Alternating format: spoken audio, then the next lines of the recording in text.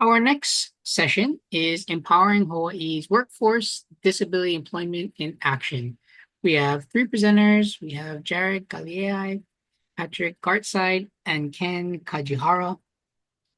Jared is a specialist at the University of Hawaii Center on Disability Studies. He is a principal investigator on projects at CDS related to employment, transition services, and benefits planning. He also currently serves as a co-facilitator for the Disability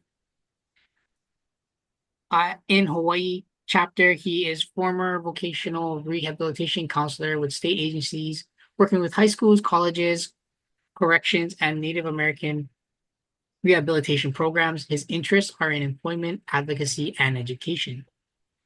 Patrick is the founding executive director of Work Now Hawaii, a nonprofit organization dedicated to expanding employment opportunities for individuals with disabilities.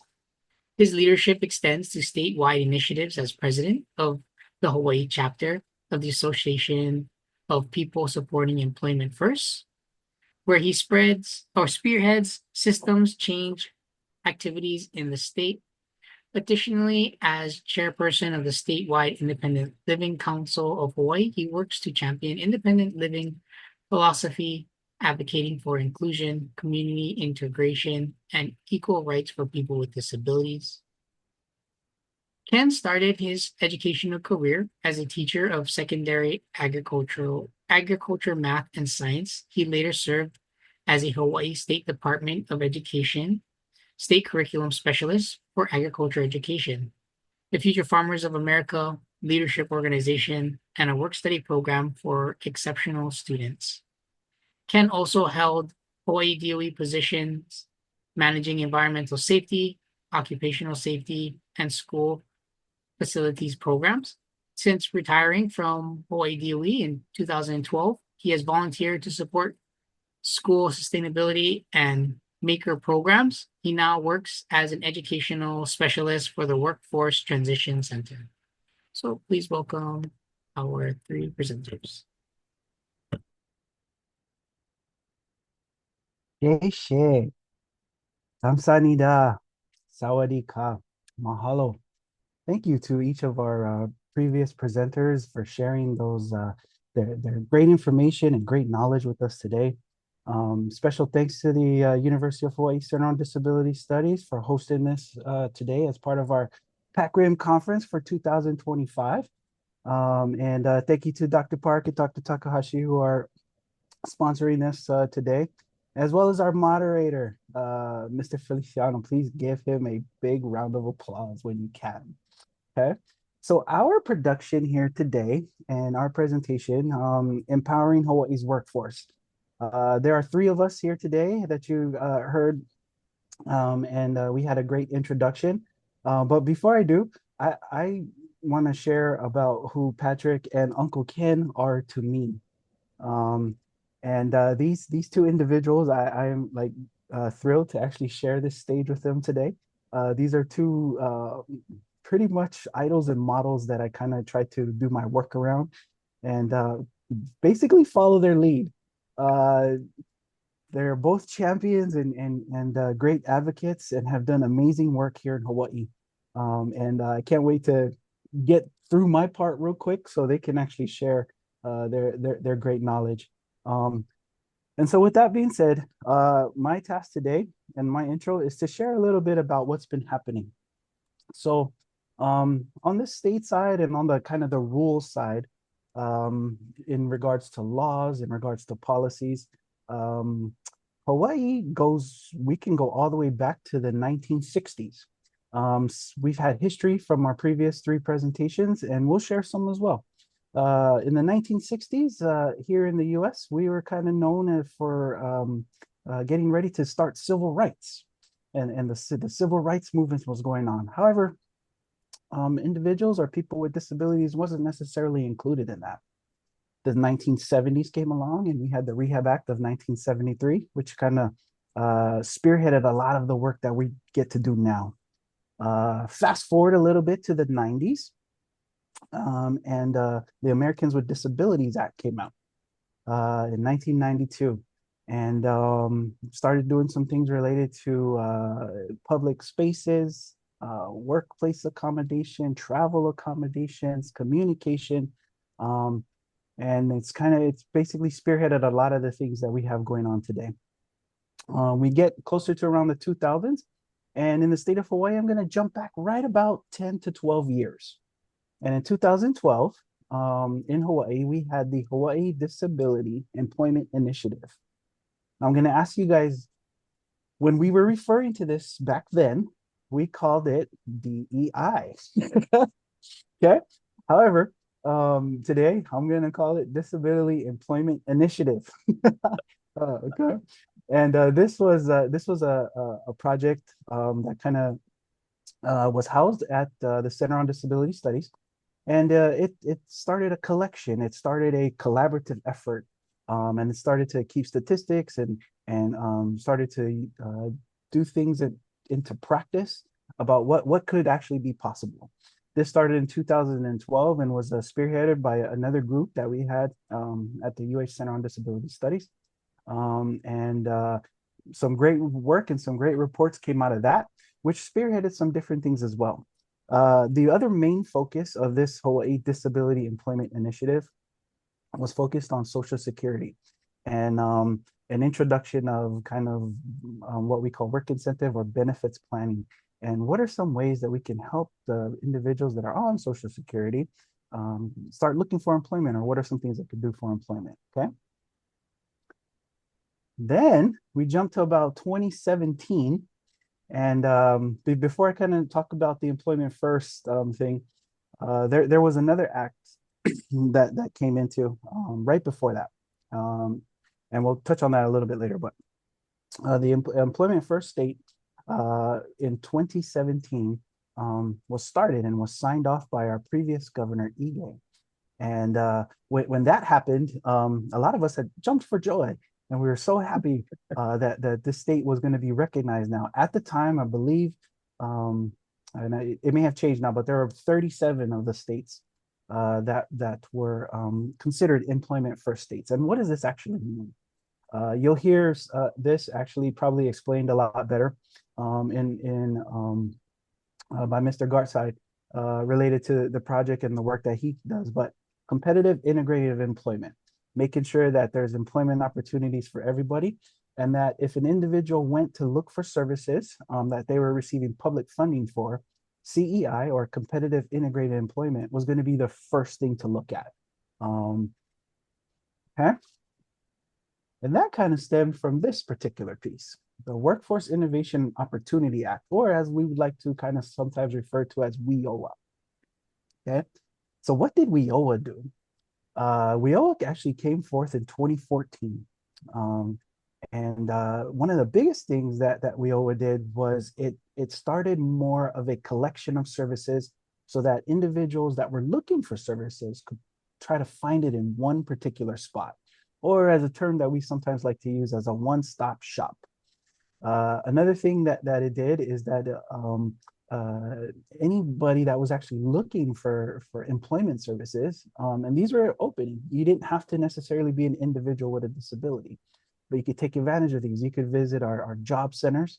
You could visit our participate in different job fairs, and actually go and get coaching about how do I do different things to get employment? What employment options are out there?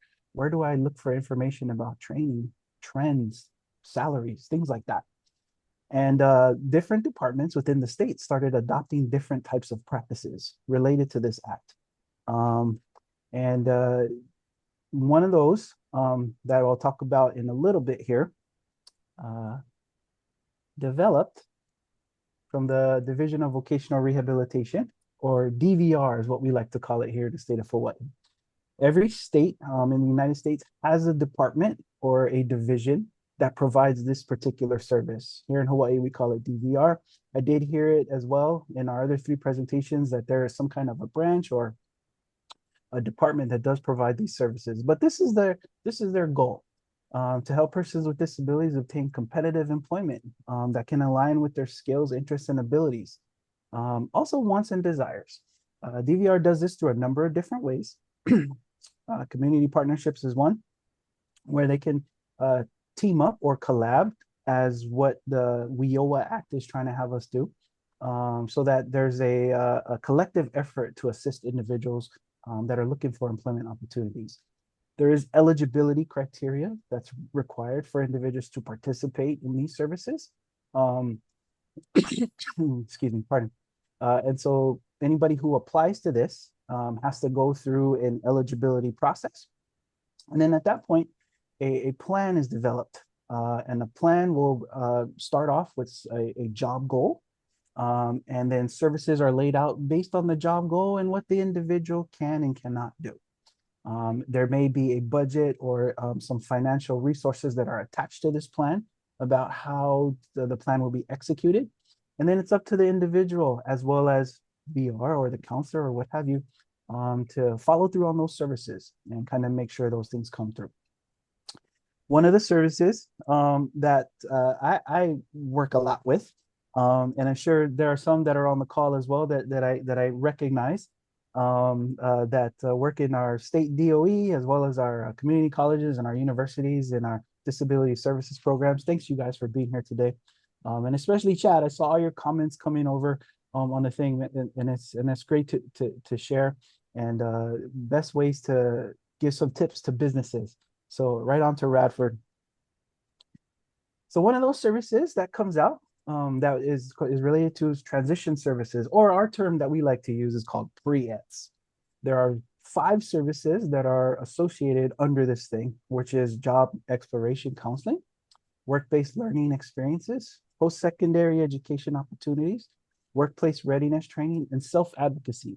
These are the 5 pieces or the 5 focal points that that are under this, say, pre-ETS service. And there's another individual, Uncle Ken over here, will probably touch on this a little bit, as well as Patrick, about how they use this service or how individuals are referred to them so that they can take advantage of this.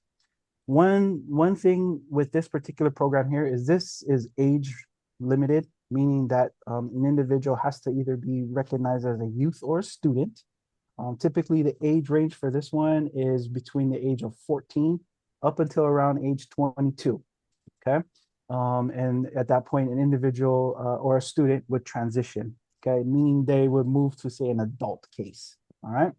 But these are the 5 categories that they try to that are covered and are included in each plan that comes from the VR and assist in the job readiness, so that once the individuals leave the school system, they have some resources or some tools that they can pull from to be able to go out and either look for career, work, job, training, what have you.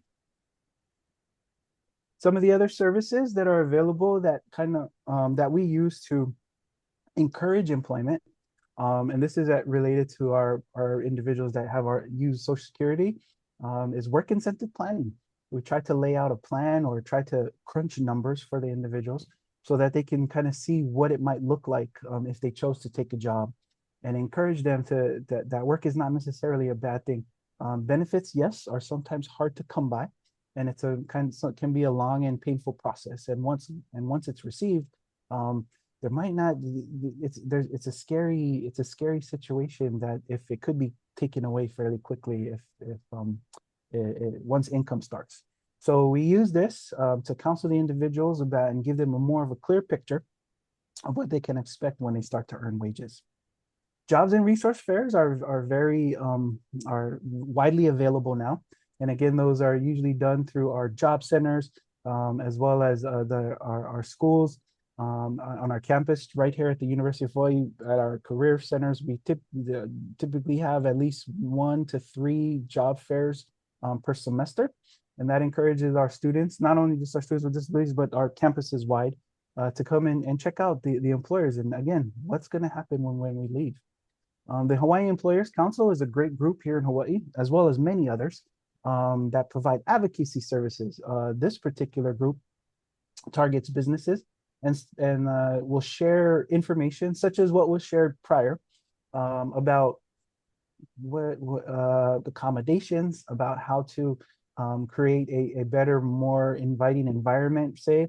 What are some ways that individuals with disabilities could be able to perform jobs with certain types of pieces of technologies, or maybe some really slight accommodations. Independent living centers is another one. This particular one that we have here teach living skills for everyday living skills, or ADLs. Why are these important? These can also include things like getting ready for a work culture. How do I interact with employers? How do I set my alarm? How do I cook my meals? How am I going to get to work? These are some of the things that they will focus on, as well as everyday living stuff. There are various other councils that we can include in here as well, that do great services, as well as a number of other state agencies that I'm failing to I just kind of mentioned today. But the most important part that we have here is that whenever an individual comes and either looks for services or is looking for help, we do have these tools, we do have these things in place that we can try and offer. But here in Hawaii, it's kind of our job to make sure that the individuals are informed so that we can give them the best chance to make the best choice for them. The two other individuals we have are going to be speaking a little bit about their approach to this. And there are two service providers within our community. And I'm going to turn it over to Mr. Patrick Garside. And Patrick, you let me know when you need to advance slides, and I'll be happy to do so. Terrific. Hey, thank you so much. Thank you everybody for being here, and thank you for that introduction. I have the same sentiment for Jared and Ken and kind of everybody here. I'm so inspired by everybody's presentations. But in the interest of time, we'll jump right into it. Today, I wanted to talk about Work Now Hawaii and our person-centered approach to employment services. So Jared just spoke about some of the state programs. And this is how we kind of implement those in our provider agency. So if we can go to the next slide. Um, there we go. So Work Now Hawaii, we started it in 2017 to create and support employment for people with disabilities. We do this, I heard a lot about social enterprise on this call. We've got social enterprise through government contracting. So we provide jobs on contracts for the state of Hawaii and the federal government in areas of people's interest. We also have an employment services program, which we have a work readiness and work-based learning. So you heard about the pre-ETs, you heard about those transition services, and then job placements and supports. So we'll go to the next slide. Patrick, Yes. sorry, this is Kiriko. Do you mind speaking a little bit at a slower pace for our interpreters as well as our audience? I think that will be appreciated. Thank you very much. Thank you so much. Yes, absolutely. So what is person-centered planning? So employment services for people with disabilities have evolved, moving away from the standardized models to embrace a more individualized and holistic approach. A person-centered approach with roots in the disability sector prioritize the unique needs, preferences, abilities, and circumstances of each job seeker. So instead of applying a one-size-fits-all method, it recognizes that every individual has different aspirations, skills, and life situations.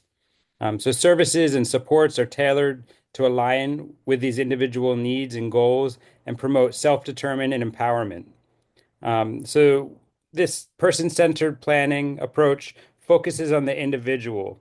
It's a values-driven approach, strengths-based approach.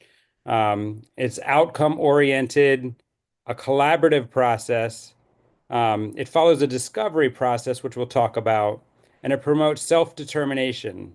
And this is a flexible and individualized approach. So we'll go to the next slide. So person-centered planning and action. So discovery and career planning is going to be the first step of this. So someone will come to our agency, and sometimes they come with a clearly defined goal, and that's great. Sometimes they come and they have a general idea of what they'd like to do, or sometimes they come and they're being told what they should do. So ultimately, we really need to learn about what someone wants to do, learn about them before even thinking about a job placement. So like, why do you want to work at Target? Is it because your mom and dad shop there? Do you like the red uniforms? Do you like the upbeat music that they play on the speakers? Or is it just close to your house? So this discovery and career planning process, it can happen in one meeting or it can happen over the course of several months. The next step is to develop a vision statement. So once you when you work to develop a vision statement that helps to ensure everyone on the team is working towards the same goal. Next, we work to identify any outcomes and action steps, and we'll talk about what those look like. And then lastly, we work to implement, monitor, and adjust. So together with a team of employment support professionals, the job seeker works to complete the action steps, work towards the objectives, and then the job seeker and support team work to monitor progress and adjust as necessary. So we'll give you an example on the next slide. Okay, so let's meet Alex. Alex is a 24-year-old and has been diagnosed with autism spectrum disorder. Alex has a strong interest and talent in computer programming and data analysis. Alex experiences sensory sensitivities, particularly in loud and crowded environments. Alex sometimes struggles with social communication in unfamiliar settings. And Alex is a highly detail-oriented and excels in tasks requiring focused attention. And then Alex's goal is to obtain meaningful long-term employment in a tech-related field. So knowing these things, we work with Alex to develop a vision statement. So for example, Alex will obtain and maintain a fulfilling position as a junior data analyst in a supportive and accommodating environment where they can utilize their technical skills and contribute to a team. So now everybody's on the same page. After we develop a vision statement, we work together with Alex to develop we'll go to the next slide, outcomes and action steps. So our first outcome, we need Alex to gain practical experience in data analysis. So some of the action steps would be exploring online data analysis courses or certifications, identify potential volunteer or internship opportunities with tech companies or nonprofits, and then finally, practice data analysis skills through personal projects. Okay, so that's a pretty practical first goal. Our next goal, Alex will develop strategies for managing sensory sensitivities in the workplace. Together we'll help to research sensory-friendly office environments, accommodations that might be helpful, something like noise canceling headphones or adjustable lighting. We'll work with Alex to practice self-advocacy skills for requesting those accommodations. And perhaps we'll create a sensory toolkit with items that can help manage the sensory overload. A wide-rimmed hat, or maybe they need a pair of sunglasses. We talked about noise-canceling headphones. Outcome number 3. Okay, so Alex will improve social communication skills in a professional setting. So we might do something like practicing interviewing skills with a mock interviewer, practice in social settings with some role-playing exercises. We might work to develop strategies for communicating effectively with colleagues and supervisors. Go to number 4. And then finally, Alex will obtain a job in data analysis. Some of the action steps would be helping to create a resume and cover letter, highlighting some of the technical skills and strengths, utilize online job boards, help with some of those building networking opportunities to find suitable positions. And then practice for interview skills, so focusing on how to communicate the strengths and then maybe perhaps the need for accommodations. So now we have our plan, and we work to implement it. And I know earlier we talked about the flexibility of the plan, but so Alex and their employment specialists work together to implement those action steps. And we hold regular meetings to monitor the progress, address any challenges, and then make adjustments. So the employment specialist also provides ongoing support and advocacy. And it's not uncommon for outcomes and action steps to change, or even the program participants' vision to change. Sometimes we have to go back to the beginning and say, data analysis is not for me. I want to get more into programming. And then we go through those same steps again. So it is a very flexible process, but it's all about the job match. So next slide. So, what are we working towards? It's a job match.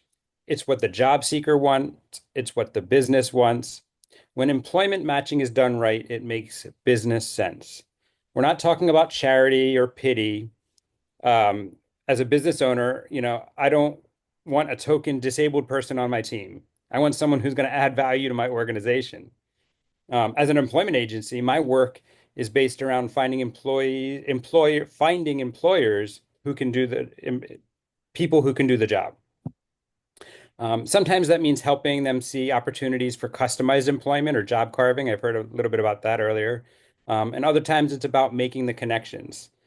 Sometimes we are present in the process, helping as the employment agency. Other times we are a silent partner for the job seeker. It's really individualized, but it always comes down to the job match. Next slide. So when we talk about the business, we do the same thing for the business. We have to understand the business. We take off our human services hat and we put on our business hat. A tool that we use to ensure that we're not setting everybody up for failure is a job skills inventory. So just as we took time to get to know the job seeker, we need to get to know the employer and the positions. So the job skills inventory covers a wide range of skills and requirements that comprehensively assesses the job. So 56 question survey that really helps us to get to know the workplace, to make sure that we are making that job match.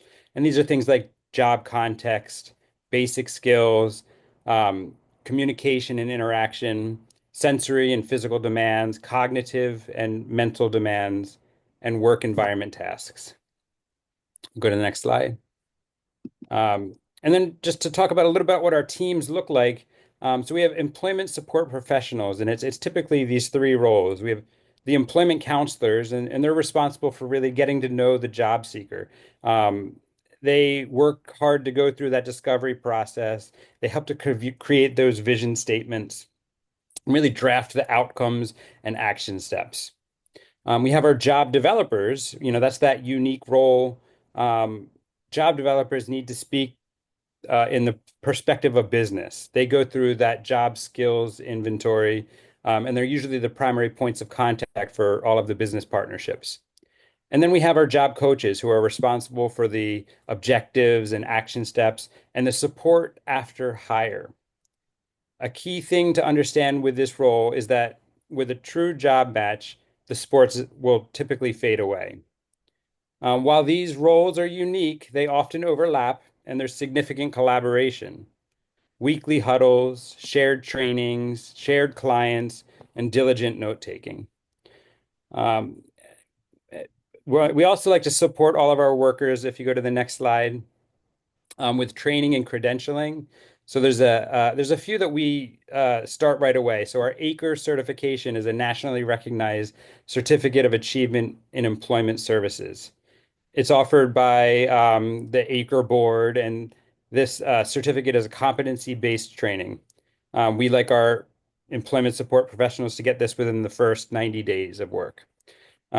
After 1 year of practicing, there's the Certified Employment Support Professional Program, which recognizes individuals who have demonstrated a sufficient level and knowledge of skill to provide these services and to get people into competitive integrated employment. And I just mentioned two others that we have on our team, the Certified Work Incentive Practitioner. So Jared spoke a little bit about benefits planning and understanding government benefits, how work's going to affect government benefits. If we're helping people get jobs and they're potentially risking their government benefits, we need to be able to advise them on that. So our certified work incentive practitioners will assist with that. And lastly, specific to mental health, IPS Works certification is recognized excellence in delivery of individualized placements and supports, which is an evidence-based approach to helping people with mental health disabilities find and maintain employment. So I want to give some time to Ken here, but I appreciate everybody's time. Thank you so much. Hey, Jared and Patrick. Thanks for pushing through to give me time. You both know I'm long-winded, but that was okay. Oh, so hi everybody. Aloha kako. Aloha to everyone and everything.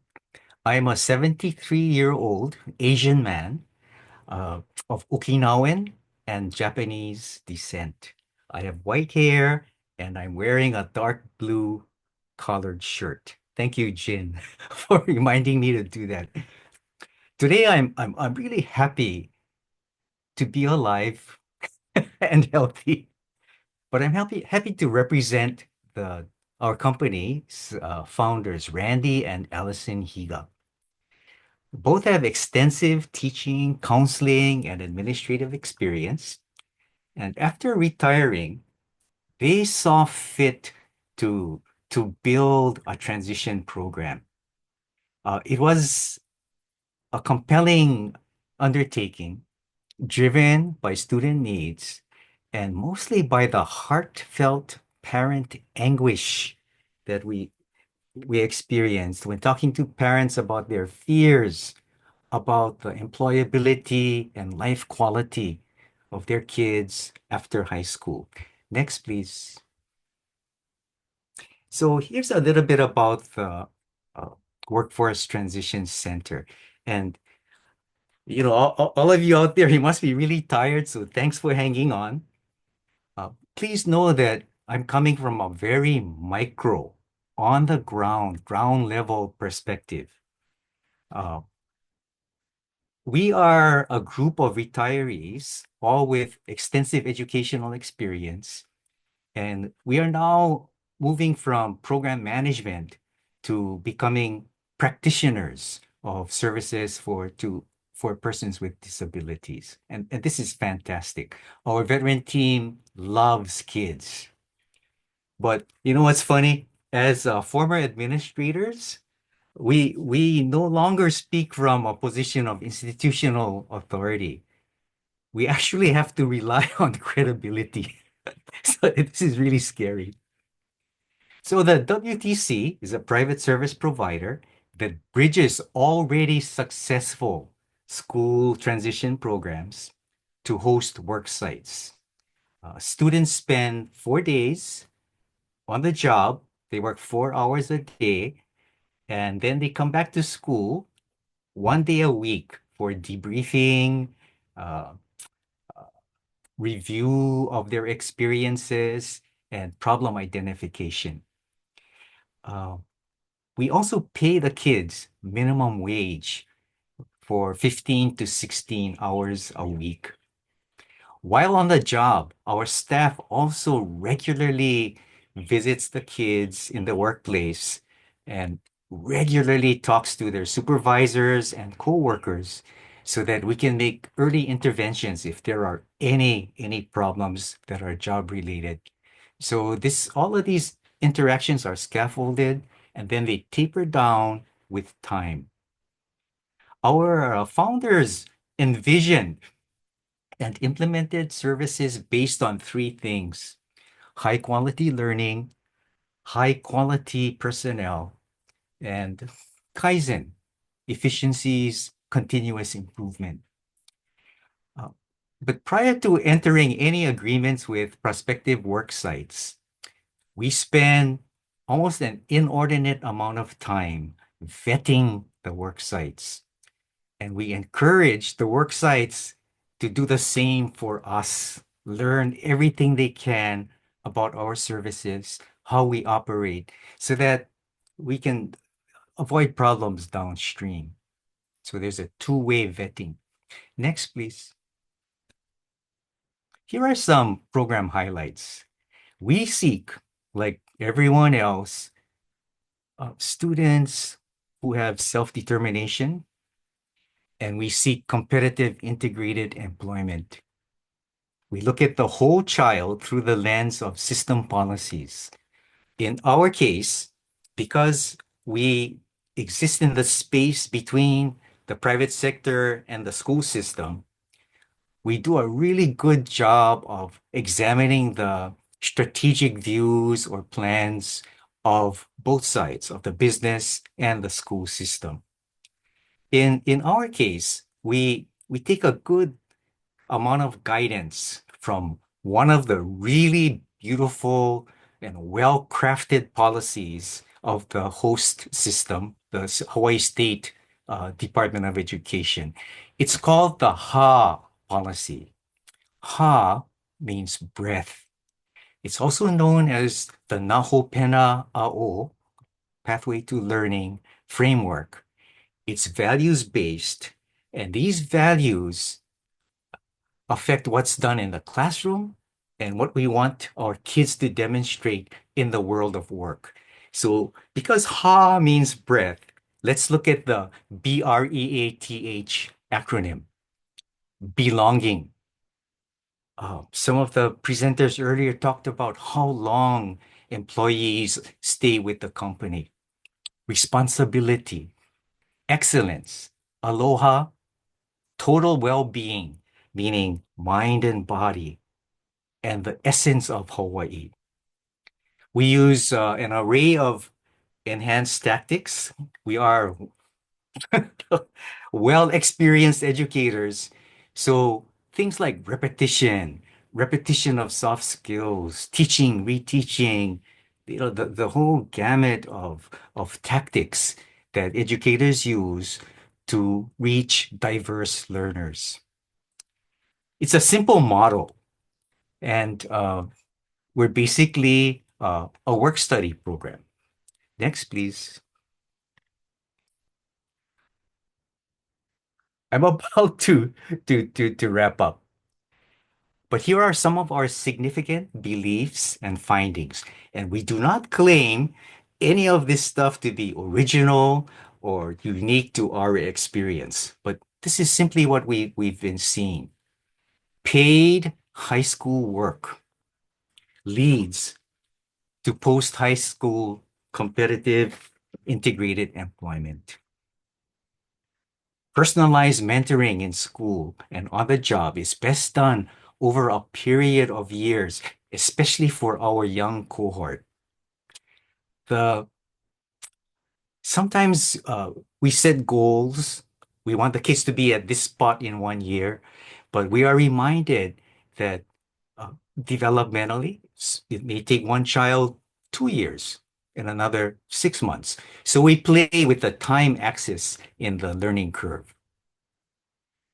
We've seen that transition is not a handoff. It's not high school, pow, done. Go to the next stop. It's a interchangeable venture that requires constant relationship building. And one of the earlier presenters did talk about this.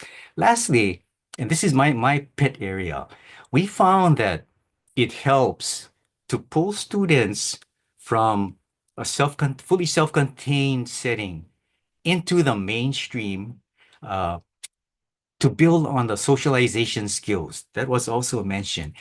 In the DOE, fortunate for us, we have a whole group of career and technical student organizations.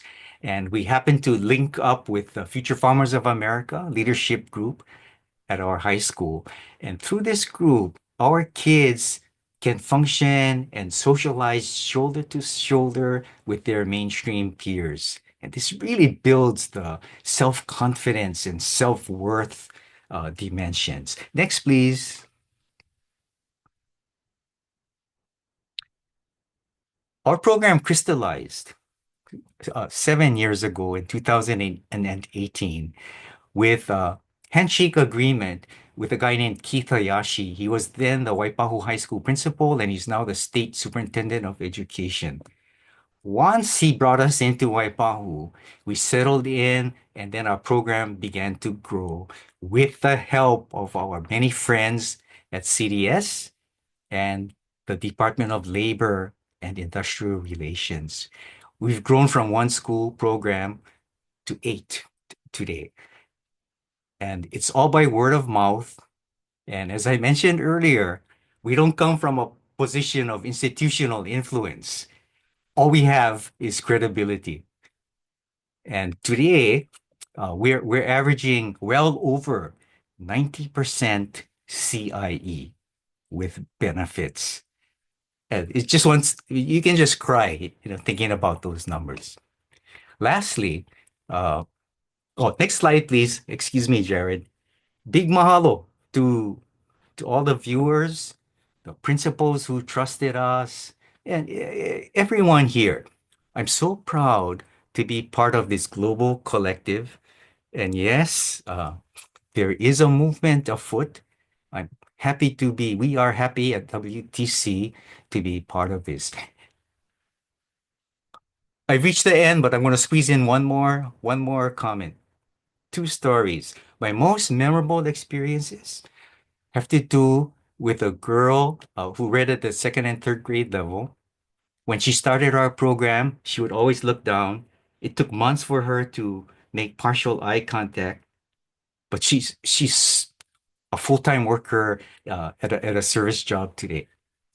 The other is about a 15-year-old child, neurodiverse, with extreme social anxieties, but a bigger dream to become a commercial airlines pilot. So at 15, with the support of his family, he's already amassed a ton of hours towards getting student flight certification.